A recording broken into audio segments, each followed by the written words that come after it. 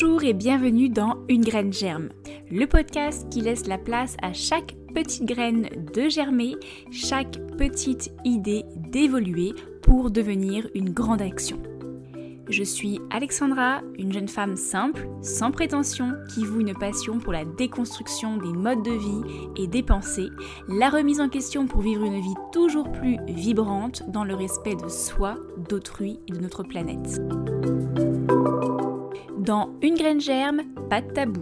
Je vous partage mes pensées, mes expériences en tout genre, mes tests ou encore mes évolutions au fur et à mesure qu'elles se présenteront à moi. J'ai pour ambition que mes paroles attiseront votre curiosité et susciteront votre intérêt le temps d'un épisode ou plus.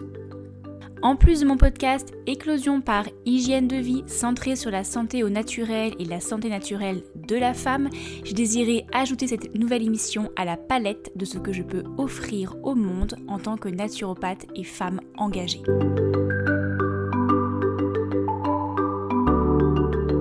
Alors, quelle nouvelle graine a bien pu encore germer dans ma tête ?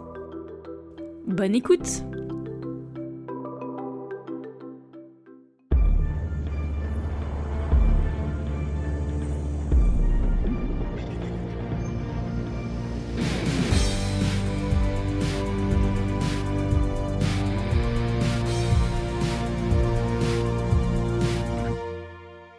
Reconnexion à la nature et au vivant. Je vous convie aujourd'hui dans un nouvel épisode réalisé en collaboration avec l'association Back to Earth, dont la mission est d'œuvrer pour le retour à la terre des citoyens.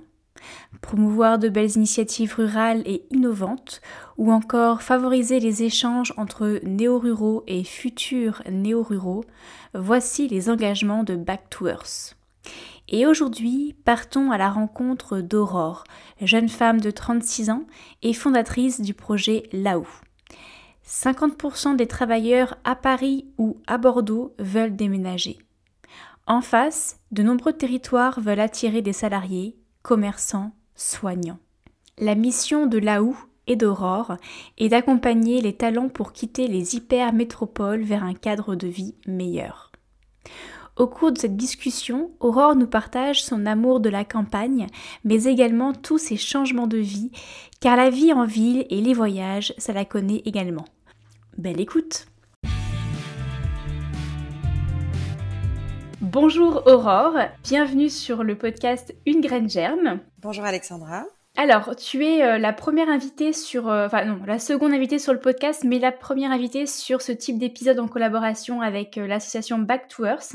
Je suis vraiment ravie de t'accueillir aujourd'hui pour parler de ton parcours personnel, mais aussi de ton projet que tu as fondé il y a quelques temps. Mais avant, est-ce que tu pourrais un petit peu te présenter pour qu'on sache un peu plus qui se cache derrière cette jolie voix ? Voilà, est-ce que je te laisse te présenter de manière vraiment la plus libre possible. Voilà, fais ce que tu ressens au feeling. Merci de m'avoir conviée à ce podcast. Du coup, je m'appelle Aurore, je vis dans le Limousin. J'ai effectivement monté une entreprise il y a 5 ans avec une associée et puis une super équipe autour de la question du fait de quitter les grandes métropoles pour aller s'installer dans une petite moyenne ville ou dans des territoires ruraux. Donc cette boîte s'appelle laou.fr et c'est vraiment un projet passion pour moi parce que c'est un sujet qui vraiment me guide chaque jour, un thème dans lequel je crois beaucoup. Et dans ma vie perso, je suis maman d'un petit garçon et bientôt d'un deuxième petit garçon. Et du coup, je vis dans une maison, dans un petit village, une commune de 2000 habitants, dans des paysages magnifiques au nord de Limoges. Voilà. Et j'ai 36 ans. Depuis combien de temps vis-tu dans ton environnement actuel ? Alors, je me suis réinstallée en Limousin, parce que moi, je suis originaire de cette région, de ce territoire. Je me suis réinstallée il y a 4 ans que je suis revenue en Limousin. J'ai fait une étape à Clermont-Ferrand de 2 ans quand j'ai quitté Paris. Et puis finalement, enfin, j'ai vraiment adoré ma vie à Clermont-Ferrand, mais j'ai décidé du coup de revenir encore plus près de ma famille et de me réinstaller en Haute-Vienne. Du coup, à une trentaine, une vingtaine, trentaine de minutes de Limoges, au nord de Limoges. Voilà, dans un endroit super. Et est-ce que tu pourrais, pour qu'on comprenne un peu mieux, qu'on soit un peu plus, immergé dans ton environnement, est-ce que tu pourrais nous décrire un petit peu ce que tu vois, ce qui t'entoure aujourd'hui dans ta vie, en termes ouais, d'environnement vraiment, de nature ou voilà, je ne sais pas, j'aimerais bien, me projeter un peu plus, là où tu vis, par exemple? Ça marche. Alors effectivement, donc moi j'ai la chance d'avoir une maison de bourg dans un village avec des commerces, des artisans, un petit bistrot, une petite auberge, voilà, l'église au milieu du village, l'école en face de ma maison. Je suis vraiment au cœur de ce bourg et néanmoins j'ai un grand jardin parce que c'est un village un peu en hauteur et du coup au cœur du bourg en fait on a tous des très belles vues. Donc moi j'ai une très belle vue sur la forêt depuis mon jardin en plus. Et donc chaque matin, bah, je petit déjeune avec mon fils devant la baie vitrée de ma cuisine, devant une vue très très belle. Je suis orientée plein est, donc j'ai vraiment le lever du soleil et cette luminosité magnifique du matin. Les couleurs du Limousin sont particulièrement riches de diversité, donc je profite du chant des petits oiseaux et de cette lumière incroyable en petit déjeunant. Donc ça, c'est vraiment mon moment favori de ma journée. Et puis après, je pars au boulot. Là, pour le coup, je vais en centre-ville de Limoges. Donc c'est bien, j'ai un peu des deux en fait. J'ai cette chance-là. Et je suis dans des très beaux bâtiments qui ont été réaménagés par une boîte qui s'appelle Emera à Limoges et qui sont très très agréables. Donc mon équipe et moi, on est plutôt super contents d'être là. Donc j'ai un petit peu de centre-ville et du coup d'une ville quand même de taille importante, donc où je peux aller me balader, bouffer dans des super restos, etc. Et puis le soir, je rentre dans mon cocon et c'est super top. Mmh. Donc si je comprends bien, depuis ton enfance, tu t'es plutôt, développée dans une zone, rurale? Tu as plutôt grandi dans une zone assez rurale, assez nature et par la suite, tu as quitté cette zone, cet environnement de vie pour aller plus à Clermont-Ferrand, c'est ça? Non, alors ouais, alors effectivement, j'ai grandi dans une ferme et j'ai quitté. Mes parents donc sont éleveurs de bovins. Mon frère a repris la ferme. Euh, voilà, il élève des magnifiques vaches limousines. Et du coup, tout le monde est dans l'agriculture dans ma famille. Donc, moi, j'ai eu cette chance de vivre dans un environnement très préservé et très chaleureux. Euh, et puis, par la suite, j'ai fait mes études dans différentes villes. J'étais à Poitiers, à Toulouse, à Paris et à l'étranger. 2 fois et puis finalement je suis revenue vivre à Paris et en fait c'est quand j'ai décidé vraiment de quitter Paris que je suis allée vivre à Clermont-Ferrand, donc c'était déjà assez tard, j'avais déjà 30 ans. Ça a été ma première étape en fait, je suis pas tout de suite retournée à la campagne, j'ai fait un SAS. Le SAS a été Clermont-Ferrand en fait. D'accord. Alors, d'où, t'est venue cette, envie, peut-être de quitter, au tout début, justement cet environnement que tu avais toujours connu, avec ta famille, cette, zone rurale, entourée d'éleveurs? Qu'est-ce qui t'a poussé à quitter cet environnement-là? Bah, j'avais envie de faire des études, donc naturellement, il fallait que j'aille dans une ville de taille relativement importante, on va dire, moyenne métropole ou métropole. Et du coup, je suis allée dans une métropole pas très loin de chez moi, à Poitiers, d'abord pour faire mon DUG, et puis après, parce que je prévoyais de partir à l'étranger dans une université spécifique, j'ai voulu aller à Toulouse. Et puis voilà, ça s'est cheminé comme ça. En rentrant de l'étranger, donc j'ai passé 2 ans en Espagne. Je me suis dit que il fallait que j'aille. Enfin, j'ai postulé pour une école à Paris, donc je suis allée vivre à Paris. Voilà, les choses se sont enchaînées. Et puis après, j'ai vécu à Grenoble. Enfin, j'ai pas mal bougé moi. J'ai fait plusieurs villes. J'étais assez mobile. Voilà, j'avais vraiment envie d'aller dans plein d'endroits. Après, j'ai vécu en Haïti parce que j'étais dans l'économie sociale et solidaire. Et du coup, je suis partie rejoindre une ONG en Haïti. Donc, j'ai pas mal roulé ma bosse. Et pourquoi je suis partie? Voilà, tout simplement pour mes études. Et après, parce que j'avais vraiment cette envie de voilà d'aller dans des villes, d'avoir une vie sociale, culturelle très très forte, parce que j'avais 18 ans et que c'était important à cet âge-là, c'était le plus important.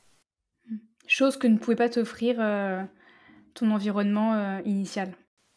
Bah, à la campagne, quand on a 17-18 ans et qu'on fait des études, bah déjà, on peut pas complètement vivre en pleine campagne. C'est assez rare, même si maintenant il y a des dispositifs d'études à distance, mais c'était pas possible il y a 15 ans. Néanmoins, ouais, je pense que j'en avais besoin. Enfin, les voyages forment la jeunesse et j'avais besoin de me retrouver dans des grandes villes. Et puis il y a eu un moment où j'en avais plus du tout besoin, quoi. Ça c'est radical, mais c'est vrai que pendant des années, je me sentais très très heureuse en tant que citadine.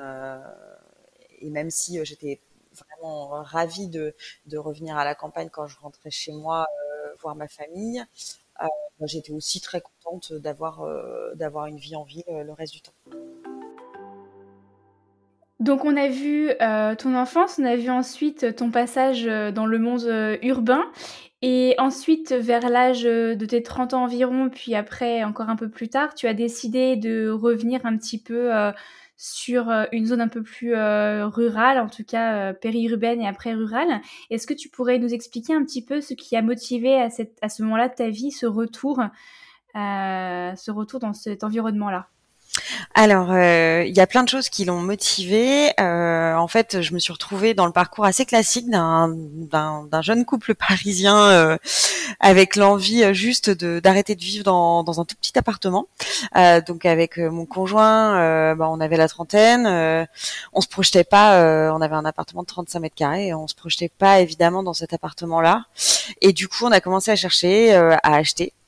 Et on s'est rendu compte que c'était impossible pour nous d'acheter à Paris et impossible d'acheter dans une première couronne euh, correcte, quoi. Enfin très très sympa, un peu voilà. Donc du coup on a dû acheter, on a acheté à Saint-Denis, qui est une ville par ailleurs assez chouette, mais c'était au moment des attentats. On avait un magnifique appartement, mais moi les attentats ça m'a beaucoup marqué, les attentats de 2015. Et du coup, je commençais à avoir des petites angoisses en région parisienne. Je me sentais plus à l'aise dans cet environnement. Et puis, en fait, par ailleurs, on s'est retrouvés banlieusards, beaucoup plus éloignés de nos amis en fait qu'avant. Donc, on sortait moins, on les voyait moins. Alors que pour moi, être en région parisienne, c'est aussi, c'est quand même beaucoup lié à son envie de rester proche de ses amis. Pour moi, parce que en termes d'opportunités professionnelles, mon mari comme moi, on pouvait s'adapter à autre chose, on pouvait partir en province, c'était possible. Moi, j'avais commencé à créer la Houe, que j'ai créé en Île-de-France ou ailleurs, c'était un peu pareil. Et puis même, en fait, en province, c'était plus intéressant parce que quand tu crées ta boîte à Paris, t'es 1 sur 1 million, alors que quand tu crées ta boîte en province, c'est beaucoup plus facile d'avoir accès aux financeurs, etc. Donc, du coup, moi, j'étais assez convaincue de ça. Et, et donc, avec mon conjoint, on restait en Île-de-France parce que un peu pour suivre le mouvement, quoi. Mais du coup, c'était difficile donc d'être à Saint-Denis, de plus trop voir nos amis, de pas avoir une qualité de vie de dingue parce que on prenait un métro blindé, la ligne 13, qui est vraiment hyper désagréable. Et puis il y avait aussi une question qui me touchait beaucoup, moi, qui était la différence de classe sociale. Moi, je quittais Saint-Denis à 7 heures du mat avec des gens très pauvres et je rejoignais le centre de Paris tous les jours pour travailler dans mon petit espace de coworking avec des gens quand même plutôt riches, du coup, en comparaison. Et du coup, j'avais vraiment de plus en plus de mal à supporter cet écart de richesse flagrant chaque jour, le nombre de personnes qui mendient. Pour moi, c'était très difficile. à vivre. Du coup, en fait, cette ville ne me correspondait plus. Paris ne me correspondait plus. Et puis un jour, j'ai eu l'occasion d'aller, enfin, du coup, pour le boulot à Clermont-Ferrand. Et on a été hyper bien accueillis avec mon associé. Et ça m'a frappé à quel point les gens avaient l'air hyper heureux en fait. Et c'est vrai que à cette époque-là, je travaillais à Paris. Parfois le week-end, on allait dans notre famille, mais j'avais pas l'occasion de côtoyer vraiment sur place dans des villes de province, surtout plus petites que Nantes ou Bordeaux. J'avais pas l'occasion d'aller voir des gens qui bossaient dans leur environnement de travail, voir quel était leur rythme, voir quelle était leur pression, voir quel était leur quotidien. Et là, en fait, en quelques jours, je me suis dit, mais ils ont l'air d'avoir un quotidien génial.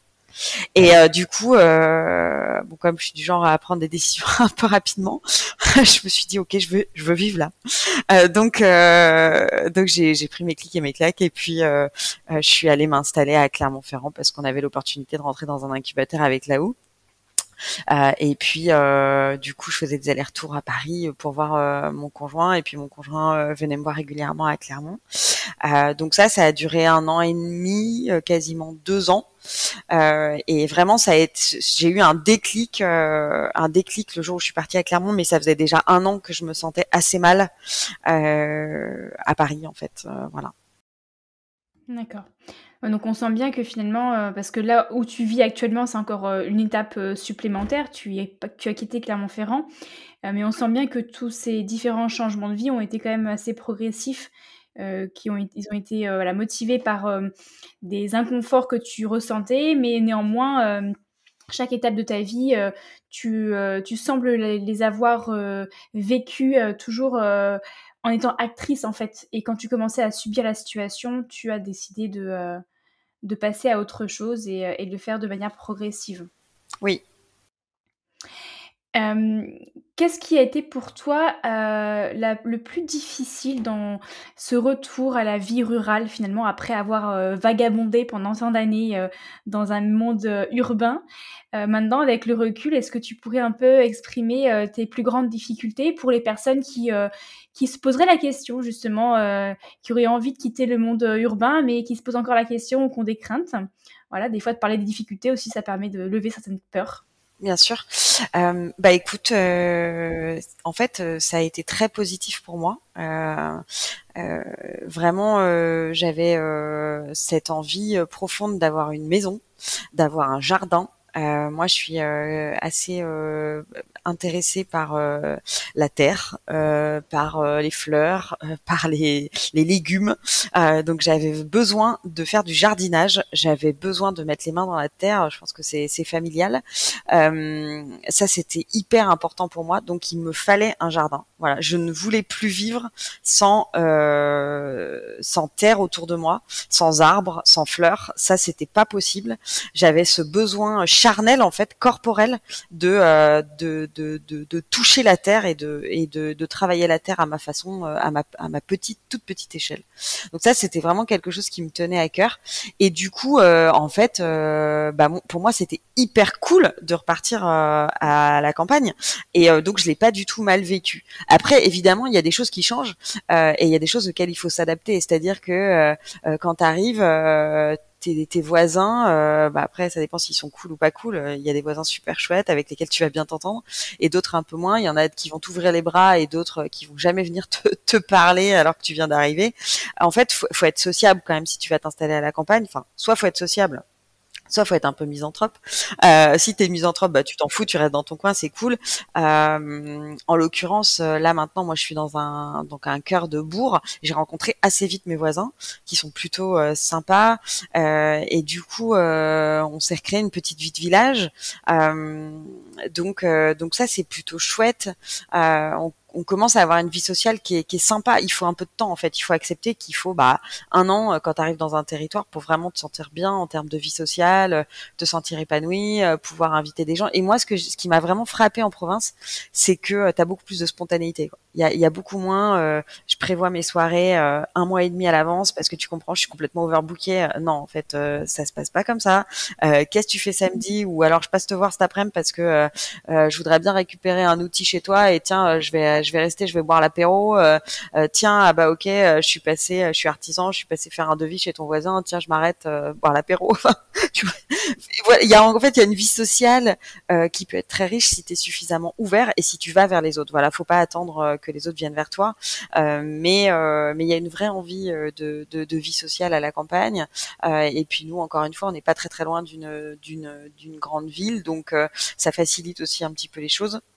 Même si, quand on est dans un petit village ou dans une petite ville et que justement on est assez éloigné, en fait, paradoxalement, ça permet aussi de se recréer un lien social. Je l'ai vu avec d'autres gens qui m'ont raconté d'autres histoires forts sur place parce que, justement, faut que tout le monde se connaisse vu que c'est trop loin d'aller.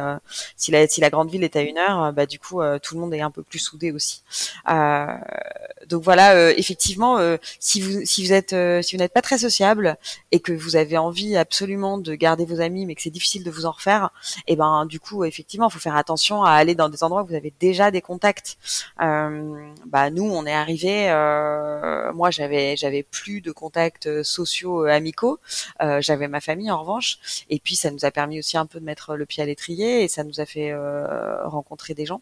Mais voilà, c'est le seul point sur lequel en fait il faut être proactif. Il faut se dire qu'il faut être proactif. Mais je crois qu'il y a plein de gens qui viennent à la campagne et qui ont envie de justement de faire plein de contacts. Ce qui est chouette, c'est que voilà, il y a plus les différences de classe sociale dont je parlais tout à l'heure.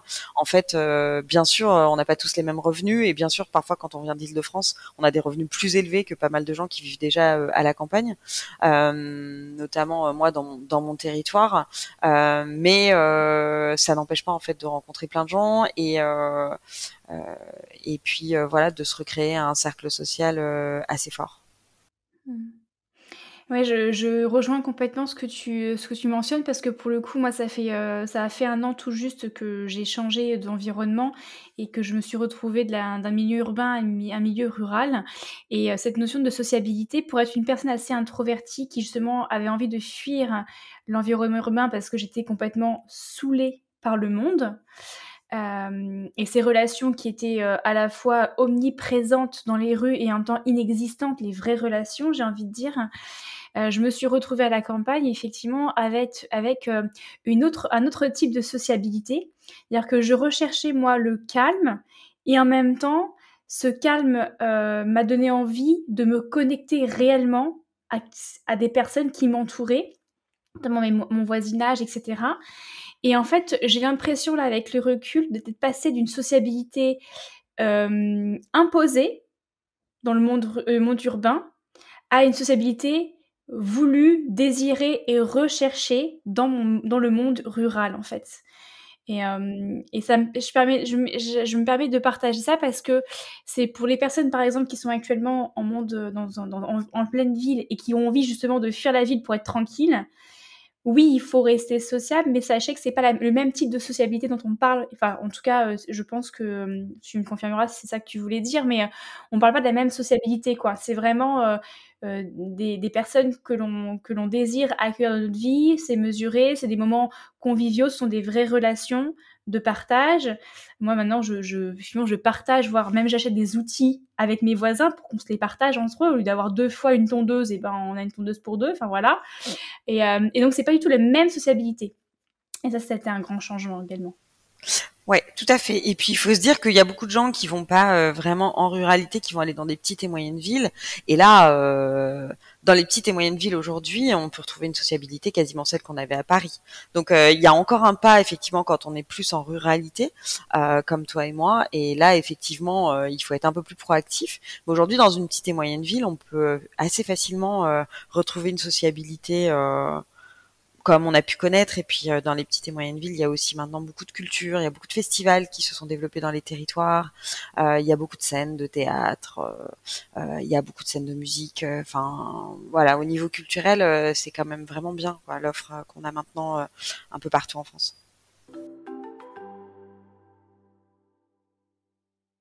Clôture le chapitre sur ton cheminement personnel et ta vie personnelle pour parler un petit peu de ton projet que tu as brièvement déjà mentionné au sujet donc du projet Laou que tu as donc commencé avant d'être revenu là où tu vis actuellement.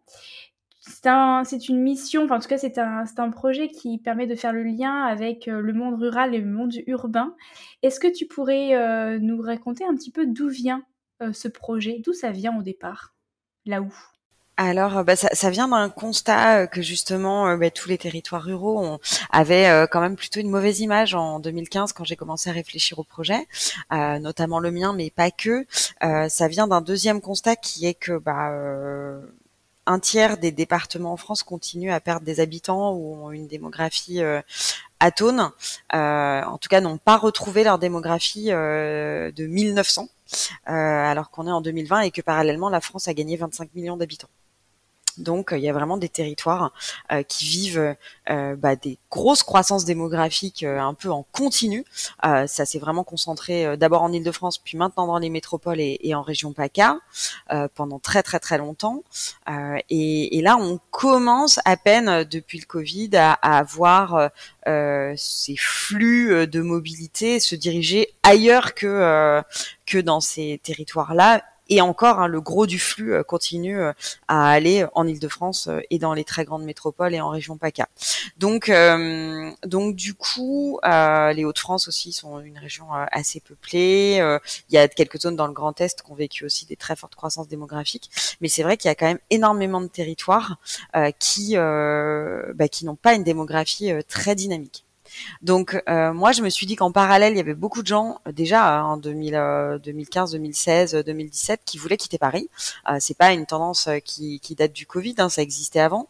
Je me rendais bien compte qu'ils avaient beaucoup de freins, beaucoup de questions, et puis qui souvent ils osaient pas passer le cap, et que si jamais ils passaient le cap, c'était pour aller à Bordeaux, c'est-à-dire une vie qui ressemble complètement à la vie parisienne. Je me disais c'est vachement dommage parce que vous rêvez d'une vie beaucoup plus cool, beaucoup plus calme, un petit peu plus au vert, etc. Vous n'allez pas trouver ça à Bordeaux. Enfin, clairement, c'est une grosse métropole. Les prix de l'immobilier sont très chers. Vous allez être obligé de vivre en banlieue. Vous allez vous taper des bouchons. Vous allez reproduire votre vie que vous avez aujourd'hui. Et on le voit aujourd'hui parce qu'il y a des Bordelais qui quittent Bordeaux parce qu'en fait, en vrai, ils en ont marre, quoi.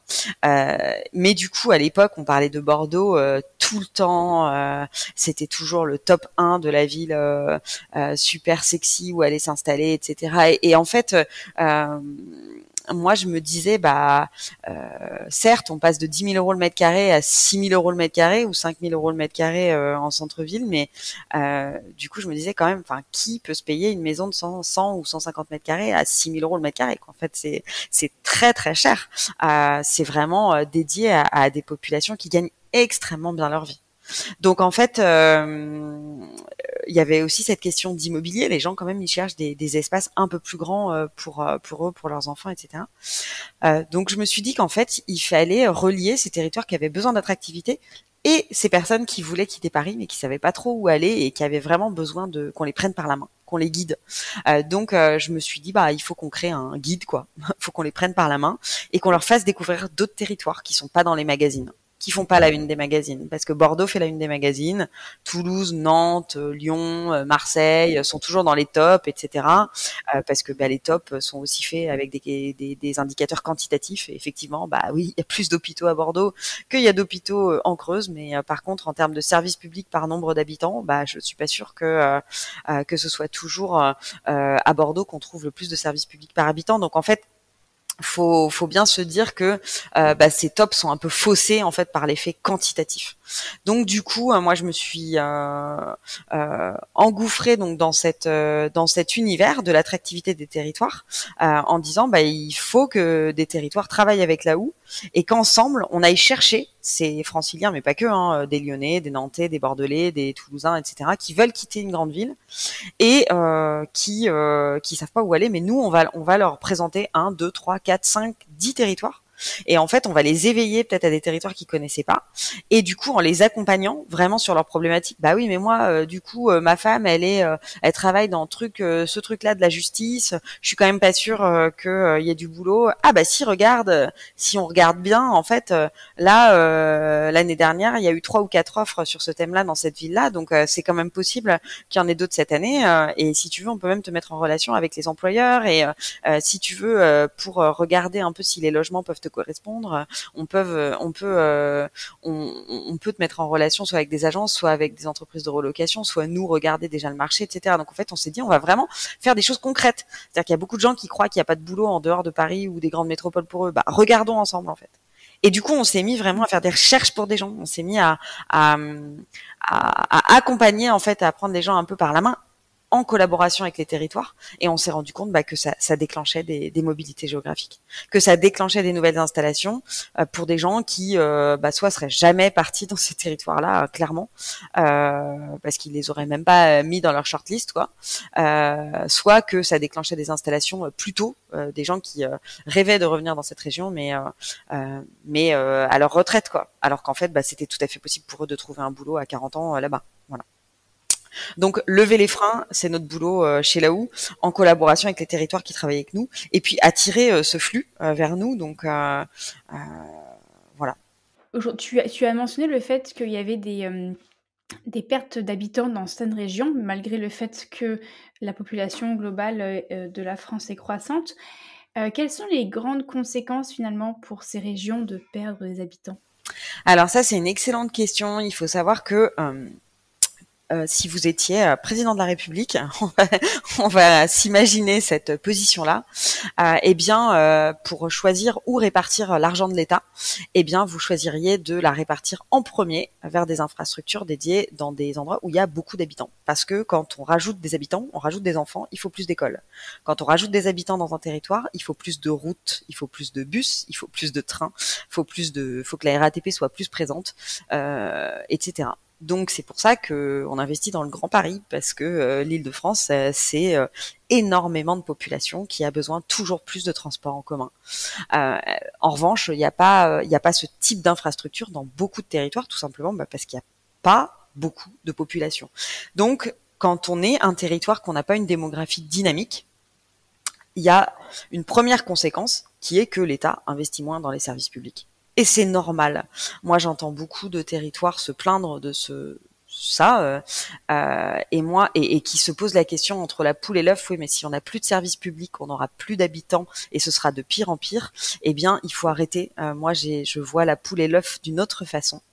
C'est-à-dire que, il faut faire venir des nouveaux habitants. Il faut trouver des façons pas très chères de faire venir des nouveaux habitants, et ça existe.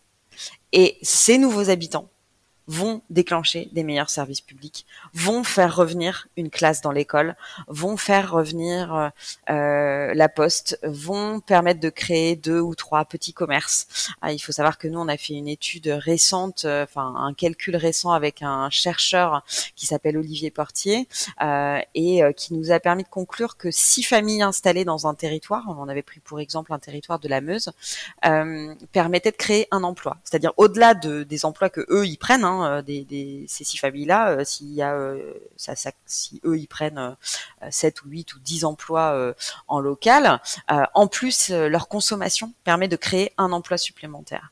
Donc en fait, on se rend compte que plus on a une dynamique démographique, plus on crée de l'emploi dans un territoire. Quand on n'en a pas, donc non seulement les services publics sont moins importants, non seulement il y a moins de dynamique démographique, mais après il y a plein de problématiques de centre-ville qui se vident, du coup ça a l'air mort, du coup c'est de pire en pire. Il y a des problématiques d'infrastructure. Moi je vis dans une zone qui a pas une dynamique démographique importante, donc notre ligne de train est quasiment laissée à l'abandon depuis 40 ans. Donc on perd du temps de trajet. grosso modo, tous les 10 ans, on perd des temps de trajet. Donc, au lieu d'en gagner quand même. Donc, ce qui est quand même l'inverse de la modernité. Donc, vous voyez, mais c'est parce que on n'est pas un territoire qui pèse. Donc, on ne peut pas s'attendre à ce que l'État, qui lui doit répartir le budget de la nation, investisse beaucoup chez nous, alors que nous, on perd des habitants. Ben, c'est normal que, enfin, on en perd plus trop là. On est plutôt en phase de stagnation, mais enfin, c'est limite. C'est limite. Il y a des moments où on en perd. Et puis l'année d'après, on va reprendre un tout petit peu. Bah, l'État, il peut pas se dire, je vais investir dans un endroit où les gens se cassent. En fait, ça ne marche pas. Et ça, c'est très difficile à faire comprendre aux élus. Et en fait, les élus aujourd'hui, il faut qu'ils investissent massivement, vraiment massivement, dans l'attractivité de leur territoire pour refaire venir des habitants qui eux-mêmes vont générer de l'attractivité économique, du développement économique. C'est vertueux en fait. Mais la poule et l'œuf, c'est dans ce sens-là qu'il faut la prendre. Il faut arrêter de demander des services publics pour avoir des habitants. Il faut aller chercher des habitants. Il y a plein de méthodes pour le faire. Et avec ces habitants, recréer de l'attractivité, recréer des services publics. Alors, tu mentionnais le fait justement que tu avais récemment réalisé une étude avec donc un chercheur qui en concluait que il fallait, c'est au bout de 6 foyers que tu avais une création d'emplois dans ton territoire. Alors parlons justement des emplois. Et beaucoup de personnes aujourd'hui, je pense, rêveraient partir dans un environnement plus ouvert, mais se disent ok, mais de quoi je vais vivre? Est-ce que qu'est-ce que tu répondrais en fait à ces personnes-là? Parce que est-ce qu'une personne qui aujourd'hui vit en pleine ville, disons Paris, doit nécessairement penser à une reconversion professionnelle pour pouvoir vivre à la campagne? Alors pas du tout, parce que déjà aujourd'hui il y a une demande très très forte d'emploi. Il faut savoir que le taux de chômage actuellement là en octobre 2022 en France, je crois qu'il est aux alentours de 7,5%. Donc le taux de chômage a vraiment baissé ces dernières années, et du coup il y a une vraie pénurie de talents partout en France, donc pas seulement en région parisienne, partout en France. Donc on manque de monde dans le BTP, la restauration, l'industrie. On manque d'ingénieurs, on manque même de fonctionnaires maintenant. Hein. C'est difficile de recruter des éducateurs spécialisés. Évidemment, tous les soignants, c'est difficile de les recruter. Donc en fait, il y a beaucoup de gens qui, une fois qu'ils ont choisi un territoire, déménagent très rapidement, parce qu'en fait, ils se rendent compte que leur métier est très employable, il y a une demande en fait, et qu'ils vont rapidement retrouver un travail. Donc ça, c'est toute une catégorie de la population qui est salariée et qui a un métier assez employable. Après, il y a des télétravailleurs qui peuvent du coup aller quasiment partout, enfin aujourd'hui, parce que pas beaucoup de villes qui sont à plus de 3-4 heures de Paris. Il y en a néanmoins, mais ils peuvent quand même y télétravailler si leur employeur est souple. Mais sinon, ils peuvent à minima aller à 1 heure, 2 heures de leur métropole actuelle. Et puis, donc, ça rajoute tous les télétravailleurs. Après, il y a les personnes à leur compte qui peuvent créer dans le tourisme, dans le commerce, dans l'artisanat, en tant que freelance, en tant que consultant, en tant que soignant ou thérapeute. Il y a quand même une possibilité aujourd'hui de créer sa structure. Nous, on en a beaucoup qui s'inscrivent sur là, ou aussi des profils qui sont freelance en fait, qui sont à leur compte. Eux, ou qui sont artisans, etc., ils peuvent créer leur boîte un petit peu partout aussi. Donc, il y a des opportunités de création d'entreprise un peu partout en France. Donc en fait, si on cumule tous ces profils, en fait, on se rend compte qu'il y a beaucoup de gens qui peuvent déménager en ayant une opportunité professionnelle sur place et en se sentant tout à fait épanouis professionnellement. Il y a même des gens qui peuvent augmenter leur salaire. Alors, en règle générale, quand on quitte un salaire de la région parisienne pour aller en province, parfois on perd une partie de son salaire, hein, ça faut bien l'entendre, mais bon, les prix de l'immobilier, chez moi, c'est 1 500 euros, donc c'est sûr que voilà. C'est le pouvoir d'achat qu'il faut avoir en tête, c'est pas forcément le salaire. Voilà, exactement. Absolu. Donc ça faut bien y réfléchir. D'ailleurs, sur là où il y a une calculatrice de pouvoir d'achat, je vous invite à aller voir, hein, parce que ça éclaire beaucoup votre décision pour savoir où vous installer et quel salaire quel pouvoir d'achat vous pouvez prétendre en arrivant. Mais grosso modo, il y a beaucoup de profils qui vont s'y retrouver complètement professionnellement. Et puis, il y a certains profils qui ont des métiers spécifiques où il y a moins d'opportunités en région. Et ça, il faut être aussi très sincère sur ce point-là.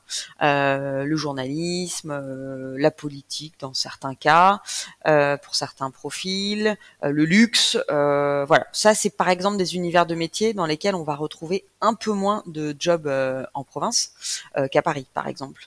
Et du coup, quand on est dans ces univers de métiers-là, effectivement, alors maintenant dans le journalisme, on peut être quand même pas mal, assez souvent en télétravail, mais il y a quand même des métiers qui se prêtent plus ou moins au télétravail, donc ça demande de négocier avec son employeur actuel.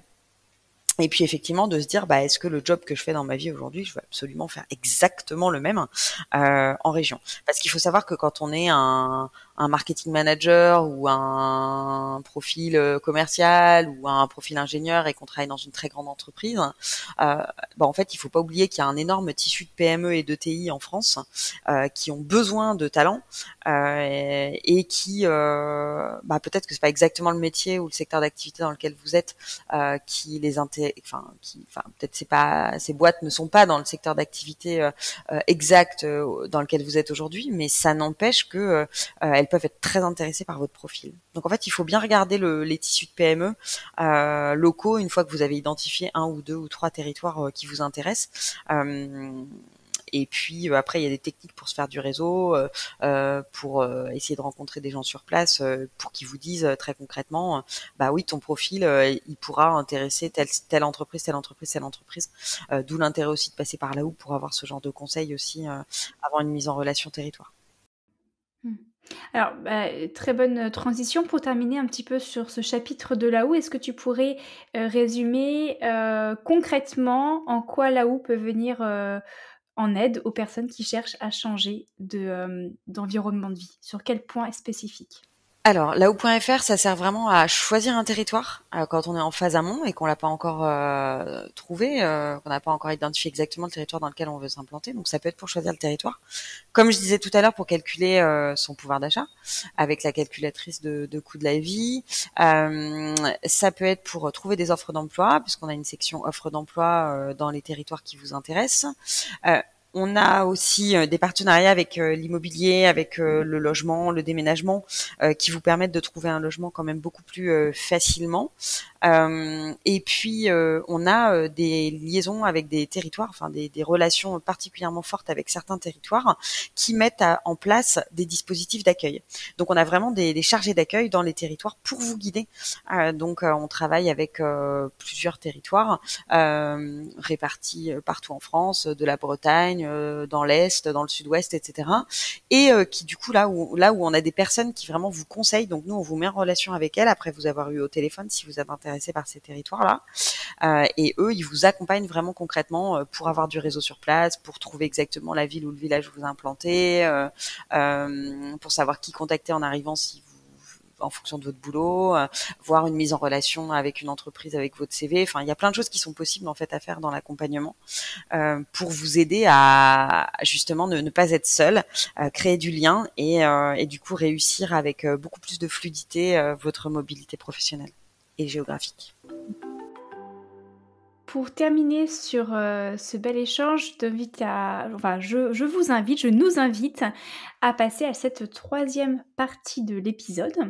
Donc, Une graine germe et Back to Earth prônent un retour à la Terre de l'être humain, une reconnexion à son écosystème. Je te propose donc de faire un petit voyage dans le temps et on se retrouve dans 10 ans, en 2032. Tu ouvres les yeux et là, qu'est-ce que tu perçois devant toi? Alors, moi, je pense que je vivrai toujours là où je vis parce que je crois que je me suis bien installée, bien implantée. Donc personnellement, je me vois pas rebouger là. J'ai bougé tous les 2 ans avant mes 35 ans, tous les 2 ou 3 ans de ville pendant quasiment 20 ans. Et du coup, là, j'ai plus trop envie de bouger. Je crois que j'ai trouvé ma terre en fait. Hein, j'ai retrouvé ma terre. Donc déjà, je vois toujours mon jardin et mes enfants grandir dedans. Donc ils seront adolescents. Ça me fait un petit peu peur quand j'y pense, mais euh, mais ce sera sûrement cool. Et puis voilà, bah je ressens bah, de la joie à la perspective de cette de ce temps qui vient dans ce territoire que j'aime profondément, et à la fois un petit peu d'angoisse parce que bah moi je suis très sensibilisée aux questions climatiques. Voilà, parce que mon conjoint est lui animateur de la fresque du climat, et je suis très très attentive à l'évolution en fait du climat, mais de la biodiversité aussi. C'est vraiment quelque chose qui m'inquiète un petit peu. Je fais pas partie des grands angoissés du climat, mais néanmoins c'est quelque chose qui est préoccupant. Et du coup, j'espère que dans 10 ans, je me lèverai dans un monde qui aura compris qu'on ne peut plus vivre comme en 2022, qui aura vraiment évolué, qui aura accepté un peu plus de sobriété, qui aura accepté de se tourner vers d'autres loisirs que d'aller le week-end à Marrakech, ou forcément passer des merveilleuses vacances en Thaïlande.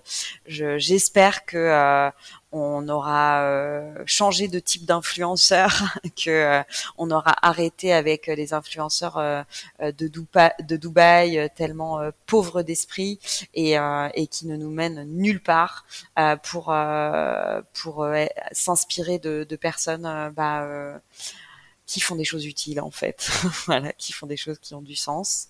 Donc voilà, j'espère que je vivrai dans un monde qui a plus de sens, qui tourne dans une meilleure direction, et qui a accepté de vivre d'une autre façon. Voilà, et je pense que les gens qui retournent à la Terre et qui veulent retourner à la Terre, il y en a une partie pour laquelle il y a aussi une question de sens derrière.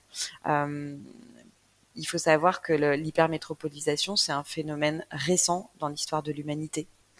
Jusqu'à il y a 150 ans, on ne vivait pas dans des villes de 10 millions d'habitants ou de 50 millions dans certains pays du monde. Ça n'existait pas. Il y a eu un exode rural partout dans le monde, brutal, qui a démarré avec l'ère industrielle, hein, parce qu'il y avait un énorme besoin de main d'œuvre. Alors ça a sauvé des générations qui vivaient très chichement à la campagne, parce que c'était difficile, hein, de cultiver et de nourrir tout le monde, et puis de gagner un petit peu d'argent. Donc l'industrie a apporté beaucoup de choses, mais elle a apporté aussi une hypermétropolisation qui, à mon sens, est nocive et encore une fois extrêmement récente à l'échelle de l'humanité. L'humanité, dans son sens le plus noble, n'avait jamais autant sacralisé les villes. Et je pense qu'on a trop sacralisé les villes, au détriment en fait de ce qui fait la nature même de l'être humain. En fait, nous sommes nous sommes des animaux. Nous avons une part d'animalité, de une part de sensualité, une part de corps que nous avons délaissé.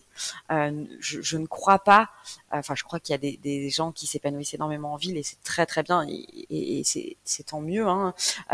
Mais je crois qu'il y a une part de nous qui est en demande, qui est en quête de naturalité, et que pour beaucoup d'entre nous, on ne répond pas à ce besoin. On se prive en fait de ce besoin naturel d'être en relation avec la nature, avec la faune, avec la flore, etc. Donc je ne crois pas à une hypermétropolisation qui va durer encore des siècles et des siècles. J'espère qu'on va revenir à des territoires plus à taille humaine, et plus à taille humaine dans les deux sens, quoi, qui permettent à l'humain aussi de retrouver sa place dans l'univers. Je pense que c'est très important qu'on fasse le lien entre le retour à la terre et l'écologie. C'est-à-dire que si on confie l'écologie à des gens qui n'ont jamais vu une fleur, enfin je caricature un peu, mais voilà, il paraît qu'il y a 80% des enfants de moins de 2 ans qui passent 2 heures sur un téléphone portable chaque jour. Ben moi, ça m'inquiète. Alors j'imagine qu'il y en a aussi à la campagne, mais qu'est-ce que ça veut dire? Ça veut dire que ces enfants, en fait, je sais pas moi, mon fils mais il s'en fout des portables parce qu'en fait, il a des vers de terre donc à portée de main. Du coup, il s'en contrefou en fait de mon portable. Il a pas besoin de tablette parce qu'en fait, quand il regarde sa petite pelle avec son ver de terre et quand il regarde le portable, il va physiquement vers le ver de terre en fait. C'est comme ça parce qu'en fait, c'est beaucoup plus fun. C'est beaucoup plus fun. La nature, c'est beaucoup plus fun. C'est beaucoup plus vivant. C'est beaucoup plus instructif. Et du coup, j'espère que l'être humain va se raisonner là-dessus et qu'on va redonner du lien au vivant aux gens qui vivent en ville et qu'on va faire revenir massivement des gens qui vivent en ville en province parce que je pense sincèrement que l'épanouissement en ville, c'est pas fait pour tout le monde en fait, tout simplement. Alors pour se reconnecter un petit peu au projet Laou, en 2030, en 2032, dans 10 ans, à quoi ressemblent les villes? À quoi ressemblent les zones rurales pour toi? Bah, je pense que l'exode urbain va se poursuivre et s'amplifier, notamment à cause du réchauffement climatique, mais pas que. Je pense qu'il y a un vrai besoin de se reconnecter à la nature, et du coup, je pense que ça va s'amplifier. J'espère que les gens vont continuer à nous faire confiance et passer par laou.fr aussi pour se faire accompagner.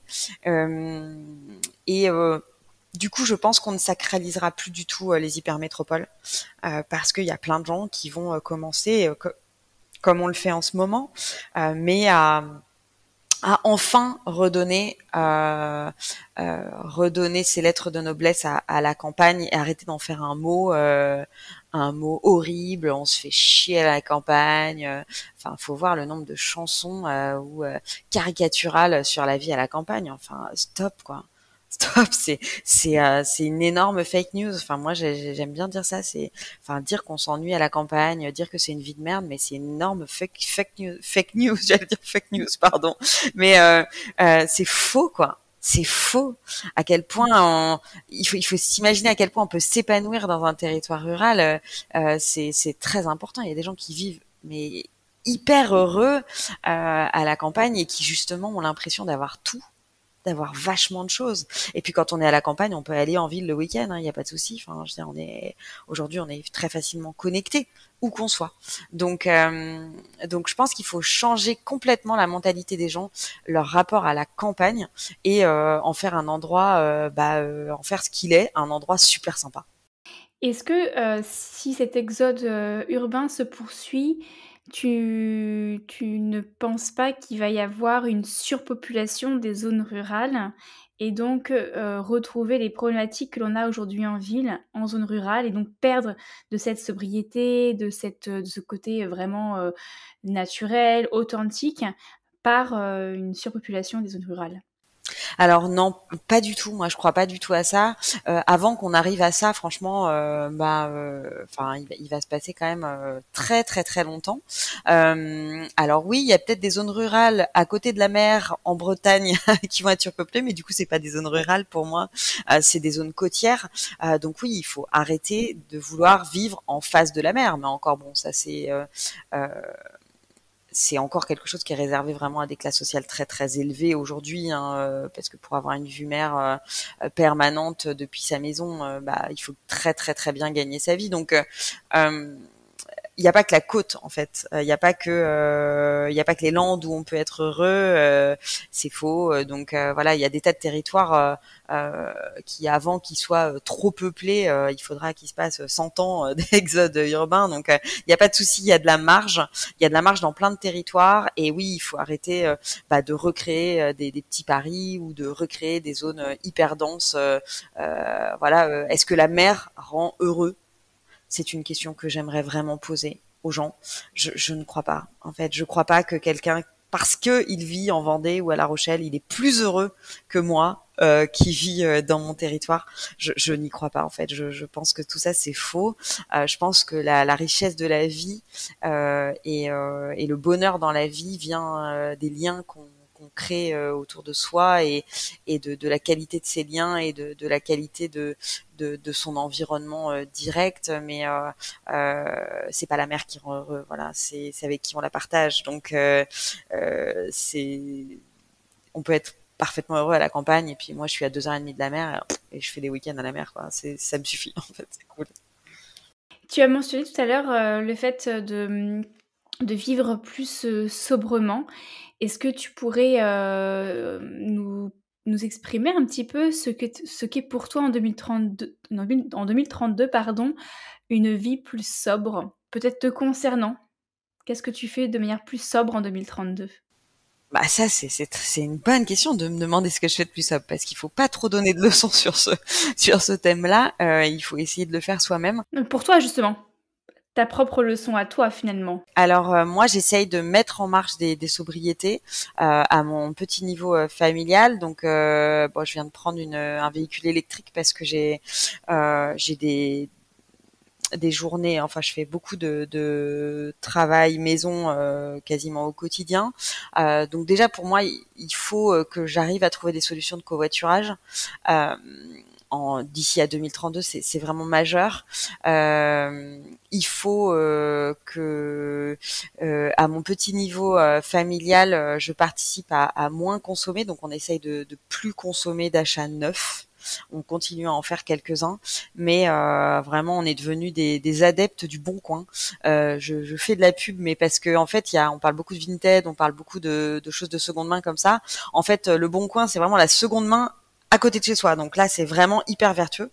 Moi, ça fait assez peu de temps que j'ai le réflexe bon coin, mais en fait, j'essaye vraiment de le multiplier pour l'intégralité de mes achats, en fait. À partir de maintenant, bah, quitte à pas avoir tout à fait le modèle que je voulais. Voilà, j'ai acheté un couffin pour mon futur bébé. Et ben voilà, je rêvais d'avoir ce petit couffin en osier, trop mignon, trop chou, bidou, qui est montré dans les magazines de super trucs neufs, trop chou, trop trendy. Et ben non, j'ai pris un couffin sur le Bon Coin, voilà, à 15 minutes de chez moi. Et puis je suis allée le chercher moi-même au retour du boulot. Voilà, donc j'ai économisé un transport, j'ai économisé un achat neuf. Et voilà, donc j'essaye vraiment de multiplier ça. Et puis après, moi, j'ai une petite question autour de la viande. Bon, parce que je suis fille d'éleveur et que bon, voilà, j'aime aussi bien manger de la viande. Donc j'ai une question là-dessus sur comment je réduis ma consommation de viande. Et là, bah, ça me fait l'occasion de passer un message. Il faut arrêter de consommer de la viande industrielle. Hein. On n'est pas obligé d'arrêter complètement sa consommation de viande en fait, hein, pour remplir les objectifs de réduction du méthane. Par contre, il faut arrêter de consommer de la viande achetée en Argentine et produite dans des conditions dégueulasses, ou des poulets faits en Bretagne. J'adore les Bretons, mais enfin les poulets et les porcs bretons les uns sur les autres, faits de façon complètement industrielle et torsionnaire, hein, quasiment. Ouais, enfin ça j'ai vraiment envie d'arrêter. Donc là, je suis dans un process de diminution de ma conso de viande. Les voyages en avion, on a déjà décidé d'arrêter avec mon conjoint, donc on a arrêté, on en a bien profité. Donc voilà, je pense qu'il y a des choses à inventer pour les jeunes générations, parce que ça va pas être facile à passer la pilule de pas pouvoir prendre l'avion pour certains jeunes. Donc il y a peut-être des choses à inventer, voilà, des systèmes de points, de bonus, de je sais pas quoi. Mais par contre, un mec de 35 ans qui va pendant un week-end de 3 jours emmener sa nana à, je sais pas, à 1000 kilomètres en avion dans une capitale européenne.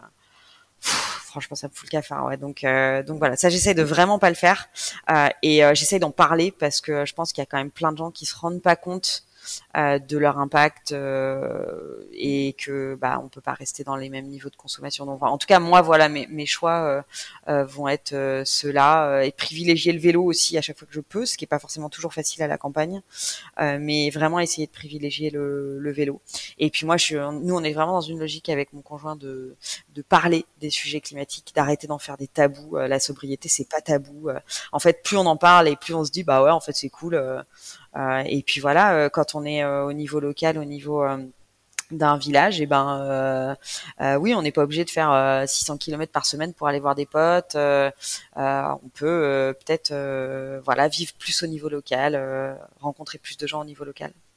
Oui, puis la sobriété, ce n'est pas de la frustration. Beaucoup de personnes, se disent, vivre plus sobrement, c'est vivre de manière, plus frustrante, parce qu'on va se priver de certaines choses. Mais en fait, moi j'ai aussi, appris, avec le changement de vie que j'ai, d'environnement, que finalement, quand tu es dans une alors, ville ou pas ville, peu importe, mais quand tu es dans un environnement de vie ou une période de ta vie où tu n'es pas finalement pleinement heureux ou heureuse, tu combles tes émotions par de l'alimentation et par plein d'autres choses que tu surconsommes, en fait. Donc la problématique, finalement, c'est plutôt qu'est-ce qui peut faire qu'on peut rendre notre vie plus épanouissante, et si on arrive à cet objectif-là, on aura nécessairement moins envie de consommer ou vivre plus sobrement sans frustration aucune. Ouais, tout à fait. Et puis il faut rappeler que, en fait, quand on vit à la campagne, il faut savoir qu'on n'a pas du tout les sollicitations de publicité. En fait, moi, je crois que je ne vois visuellement quasiment aucune publicité au quotidien dans ma vie de tous les jours. Donc en fait, ce qui m'a radicalement permis de baisser ma consommation. Par exemple, j'adore les fringues, donc c'est un petit crève-cœur de temps en temps. Et puis des fois, je me dis bon, balèque, je m'en fous. Franchement, c'est pas grave en fait. C'est pas grave de pas être habillée avec le dernier truc que j'aurais voulu. Et puis des fois, je craque encore. Et puis voilà, je me dis bon, mais j'essaye aussi de faire de plus en plus attention sur les fringues. Et c'est vrai que j'ai beaucoup moins de sollicitations depuis que je suis à la campagne. Donc tout simplement, j'achète moins, quoi. Vraiment.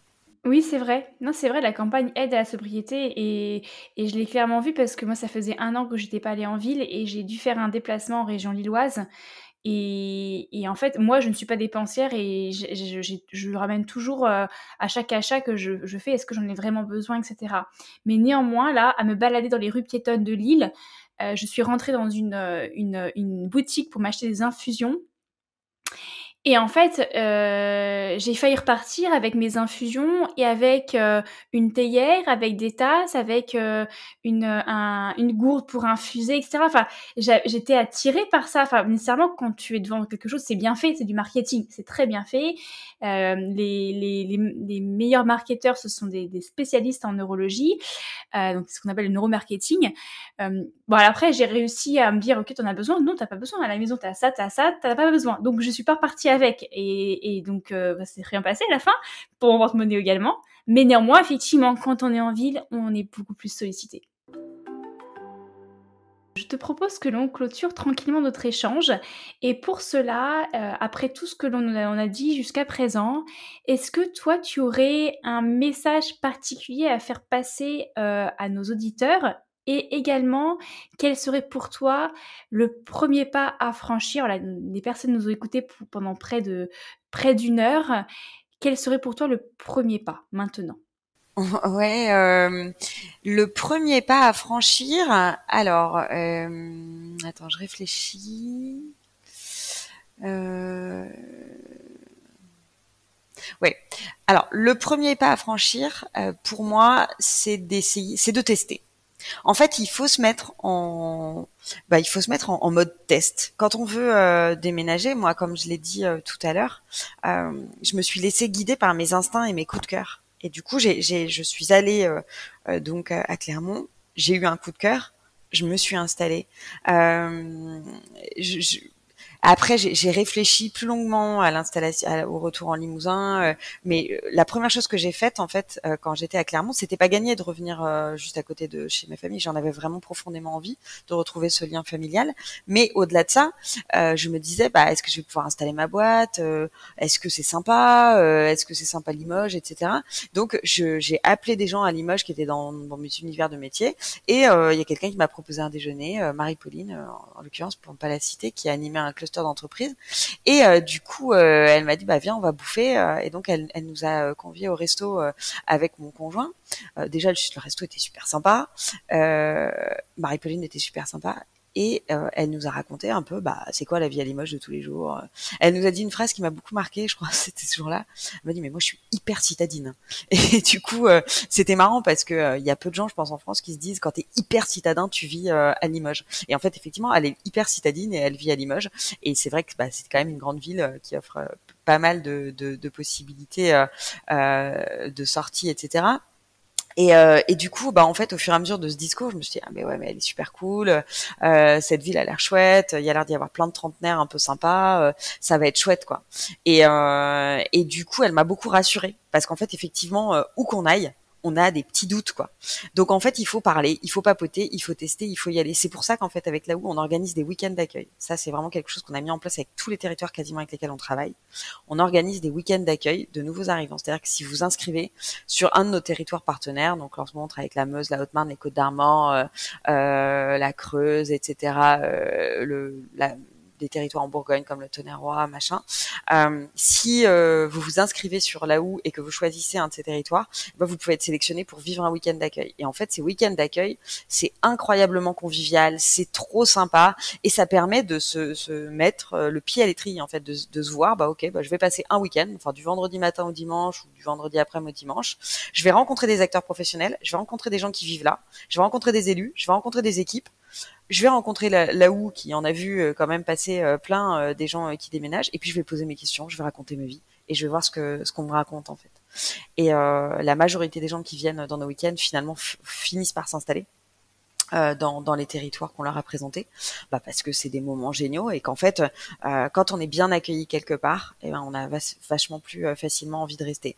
Donc moi le conseil que j'ai envie de vous donner, c'est tester. Aller dans des endroits, mais en fait n'y allez pas trop en mode touriste parce que c'est pas tout à fait pareil. En mode touriste, vous n'allez pas rencontrer énormément de gens. Allez-y en mode, allez-y au culot en contactant des gens dans votre univers professionnel ou des gens en disant à vos amis, tu connais pas quelqu'un qui habite au Mans, à Limoges, je sais pas, à Blois, à Orléans, etc. Ok, si tu connais quelqu'un, est-ce que tu peux me mettre en relation? Je vais essayer de trouver un week-end où est-ce qu'il est dispo et on va boire un café, etc. Enfin, parler avec des gens en fait, parler avec des commerçants, parler avec des gens, voyez l'ambiance, voyez l'état d'esprit. Je peux vous dire que si vous allez à Arras un week-end et que vous parlez avec des gens du Nord, ou que vous allez vous poser à un troquet, vous allez vous faire des potes en 10 minutes quoi. Parce que c'est vrai que la convivialité du Nord, c'est pas une légende. Donc testez les choses. Tester des villes, tester pas que des très grandes villes parce qu'en vrai ça c'est une vie que vous connaissez déjà. Tester des plus petites. Allez vous confronter en fait à la vraie vie, tester la campagne, allez chez des potes qui vivent à la campagne et demandez-leur la vie qu'ils vivent au quotidien.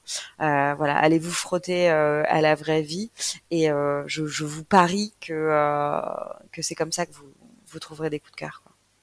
Et voire même pour les personnes qui ont une profession qui peut être compatible avec le télétravail, peut-être même s'y installer de manière temporaire en location ou chez quelqu'un qu'ils connaissent et vivre la vraie vie avec tout en gardant le fil de sécurité du travail en télétravail et puis pouvoir s'immerger vraiment et voir concrètement dans tous les actes du quotidien ce qui va et ce qui ne correspond peut-être pas à cette personne-là dans cette région-là en question. Oui, tout à fait. Une bonne idée. Super. Eh bien, écoute, merci beaucoup Aurore, d'avoir, partagé ce moment avec nous et puis aussi d'avoir passé tous tes messages, tes petits coups de gueule également et qui sont très percutants et c'est tout l'objectif aussi de ces épisodes, hein, c'est d'être, dans l'inspiration aussi, pour essayer de se dire, qu'il y a pas que des problèmes et il y a pas que des freins, il y a aussi des solutions, mais au bout d'un moment, il faut aussi savoir, se mettre en action justement et donc toutes les personnes qui auraient envie peut-être de continuer l'échange avec toi, est-ce qu'on peut les rediriger quelque part? Oui, alors n'hésitez pas à, comme je l'ai dit, aller sur laou.fr, vous inscrire ou nous envoyer directement un message sur bonjour@laou.fr. Vous pouvez nous contacter via notre numéro de téléphone également sur le site et puis nous poser toutes les questions que vous voulez. On essaie d'y répondre le plus vite possible. Parlez de nous, de votre projet, parce que ça nous tient à cœur de lire vos projets et d'essayer de répondre à vos questions. Donc n'hésitez pas à nous transmettre votre besoin spécifique. On a tous une envie particulière, on a tous un projet, une histoire de vie particulière, donc n'hésitez pas à nous la soumettre, on sera très heureux. Eh bien, je mettrai le lien dans la description de l'épisode, vous n'aurez plus qu'à cliquer. Merci Aurore, je te souhaite une très belle continuation dans ta petite campagne et pour ton projet Laou. Merci beaucoup Alexandra et au plaisir. À bientôt. À bientôt. Toi aussi, tu aurais une pensée à partager ou peut-être tu es en désaccord avec ce que je viens de dire? Alors contacte-moi que l'on en discute autour du micro. Autant que notre discussion profite au plus grand nombre. Et on ne cesse jamais d'apprendre et d'évoluer. Tu aimes cette émission et tu penses qu'elle peut être utile à d'autres personnes? N'hésite pas à la partager au plus grand nombre, à tes amis, à ta famille ou encore à tes collègues. Ce podcast est réalisé avec tout mon cœur et doit son existence à toutes ces magnifiques personnes qui lui sont fidèles depuis ses débuts.